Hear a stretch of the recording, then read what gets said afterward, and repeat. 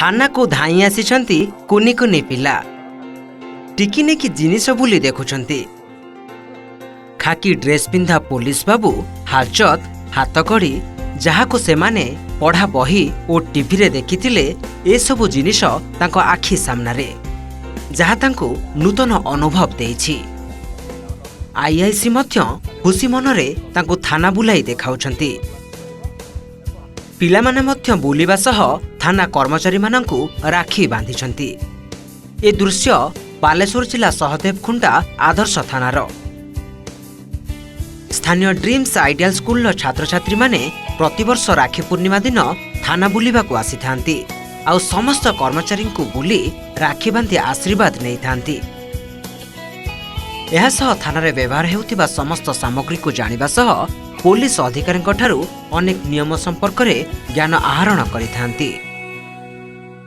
प्रति वर्ष पालन करूछु ए वर्ष पालन कलु हम बहुत खुशी लगे जेहेतु 24 घंटा धरी जो भाई माने हमर थाना जो भाई भौणी मैंने था जो कार्यक्रम करते यहाँ गोटे खुशी दिन बोली आम पालन कर सहित आम रक्षाबंधन कारण समय न था परिवार सहित मिसिकी रक्षाबंधन कार्यक्रम करने तेणु आम पाने आसी राखी बांधती। यह गोटे भाईचारा जाति धर्म वर्ण निर्विशेष भाई भौणी संपर्क रखा सहित प्रत्येक सहित संपर्क सुसंपर्कटा बांधि रखापी ये पर्वटी आम पालन कर।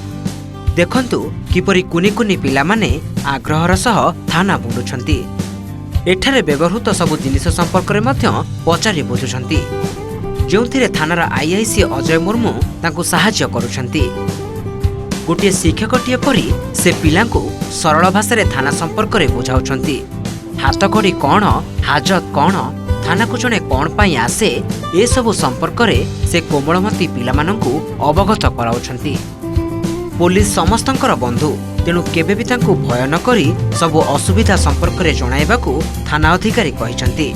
धन्यवाद आईसी सर हमर प्रत्येक जिनस पिला मन को देखैले पिला मन को भय भांगिला कोटा थाना कोड हैंडकप कोटी पड़ा जाए कोटी पकांती शिशु सुरक्षा केमती रखा जाए महिला मानक पई केमती बंदोबस्त कराई एवं कौन कले माने थाना को आसीबो को माने सुरक्षा पई केमती थाना को आसीबो सुरक्षा रे को प्रकार आवश्यकता अछि प्रति मुहूर्त रे केमती पुलिस भाई माने हमर बंधु हिसाब रे आमको सहयोग करें आमर भय भ्रांति भांग यू बहुत बहुत कथा शिखेले आमको। सभी राखी पर्व पालन करुवा बेले जनसाधारण को सुरक्षा देबारे व्यस्त थांती पुलिस तेणु प्रतिवर्ष सेमानंकु राखी बांधि तांको ओठरे हस फुटांती एही पिलामाने।